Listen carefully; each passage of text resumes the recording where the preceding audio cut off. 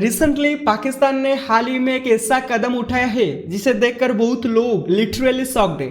आपने शायद आर्टिकल्स में पढ़ा भी होगा, पाकिस्तान 27th कॉन्स्टिट्यूशनल अमेंडमेंट, और इस अमेंडमेंट के जरिए पाकिस्तान के आर्मी चीफ आसिम मुनीर को अब बना दिया गया है field marshal for life. Exactly वही कदम जो पाकिस्तान को फिर से उस दौर में ले जा सकता है जहां एक आदमी के पास सब कुछ था, आर्मी, नावी, एयरफोर्स, गवर्नमेंट, प्रेसिडेंसी, पूरा कंट्रोल।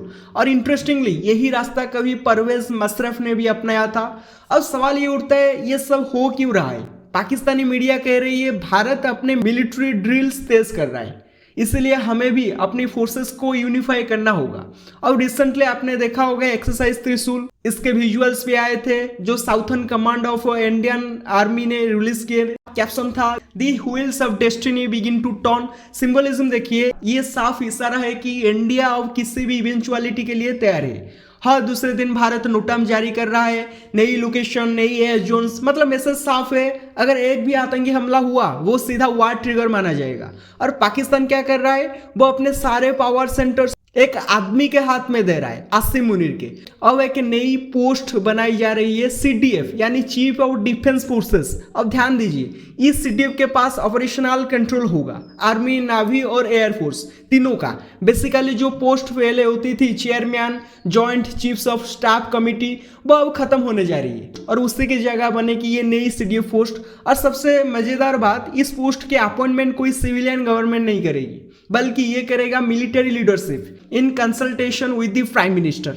मतलब कंसल्टेशन बस दिखा हुआ है, फाइनल डिसीजन आर्मी का होगा। अब थोड़ा पीछे चलते हैं, जब भी पाकिस्तान में पावर एक आदमी के हाथ में कंसंट्रेट हुई है, इंडिया पाकिस्तान वार हुआ है। आप याद कीजिए यहा खान के टाइम, फिर परवेज मुशर्रफ के टाइम, हिस्ट्री बार बार खुद को दोहराती है। और अब आसिम मुनीर वही स्क्रिप्ट दोबारा लिख रहे हैं, बस इस बार थोड़ा कॉन्स्टिट्यूशनल फ्लेवर के साथ। उन्होंने अपनी पोजीशन लिटरली कॉन्स्टिट्यूशन में फिक्स करवा दी है। मतलब अब किसी के पास लीगल पावर नहीं कि उन्हें हटाया जा सके।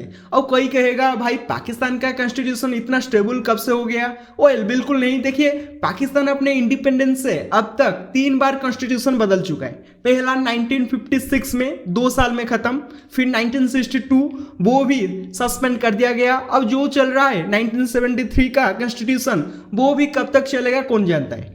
हर बार जब आर्मी को लगता है कि पावर उसके हाथ से निकल रही है, कॉन्स्टिट्यूशन स्क्रैप और मार्टियल लॉ लागू। लेकिन इस बार थोड़ा डिफरेंस है, क्योंकि इस वक्त पाकिस्तान के प्राइम मिनिस्टर शहबाज शरीफ बहुत कमजोर है। उनके पास ना मास अपील है, ना पॉलिटिकल मौसल। लोग अभी नवाज शरीफ या इमरान खान को ज्यादा स्ट्रॉन्ग लीडर्स मानते हैं। तो शहबाज अब बेसिकली बन चुके हैं यस मैन आसिम मुनीर के लिए। दुनिया में किसी और देश में आप नहीं देखेंगे कि PM विदेश दौरे पर जाए और साथ में आर्मी चीफ हर जगह खड़ा रहे, चाहे वो सऊदी अरेबिया हो या US। पर पाकिस्तान में यही हो रहा है और ये साफ बताता है कि रियल अथॉरिटी अब कहाँ शिफ्ट हो चुकी है। अब आता है इंटरेस्टिंग पार्ट, आसिम मुनीर को रिपोर्टेडली डोनाल्ड ट्रंप का भी सपोर्ट मिल रहा है। हाँ, आपने सही सुना, ट्रंप ओपनली उनकी तारीफ करते हैं, कई बार उन्हें कहते हैं field marshal, great fighter. Trump का प्रोनाउंसिएशन भी मजेदार है, शायद आसिम मुनीर नहीं बोल पाते तो बस कहते रहते हैं फील्ड मार्शल, फील्ड मार्शल। और ये सब देखकर लगता है US को कोई चिंता नहीं कि पाकिस्तान में फिर से पावर एक आदमी के हाथ में आ गई है।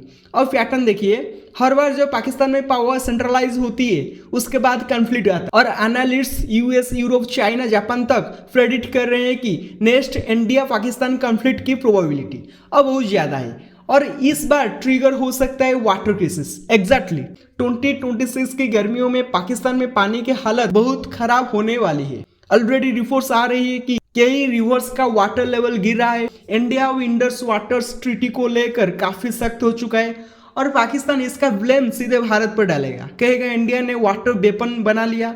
लेकिन असल में इंडिया बस ये कह रहा है तुमने ट्रीटी का मिसयूज किया और अगर नया वाटर एग्रीमेंट नहीं हुआ तो रीजन एक बहुत बड़े क्राइसिस की तरफ बढ़ेगा।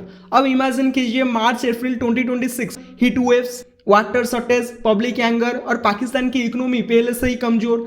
ऐसे में अगर कोई छोटी सी क्रॉस बॉर्डर स्किर्मिश हुई, वो एस्केलेट होकर फुल ब्लॉन कॉन्फ्लिक्ट बन सकती है। तो जो भी हो, सिचुएशन बहुत वोलाटाइल है। Pakistan literally turning into a field marshal state और हिस्ट्री बार बार यही सिखाती है, जब पावर एक आदमी के पास जाती है तो पड़ोसी को उसके कंसिक्वेंसेस भुगतने पड़ते हैं। Let's see where this goes. अगर आगे कुछ बड़ा होता है तो मैं आपको अपडेट करता रहूंगा। Thank you, have a good day. Channel को सब्सक्राइब कीजिए।